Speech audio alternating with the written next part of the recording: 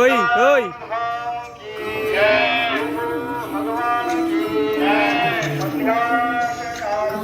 এই যে এইটাই মন্দির ভেতরে গেছিলাম, অ্যাকচুয়ালি ওরা ফটো তুলতে দিচ্ছে না। অপূর্ব মন্দির ভেতরটা, ভেতরটা অপূর্ব মন্দির। আর কিছু নেই, আর কিছু দেখানোর নেই। এই যে এখন পুজো হচ্ছে, তো বাড়ির পথে এখন প্রস্থান করছি, বেরিয়ে যাচ্ছি। এই যে এখানে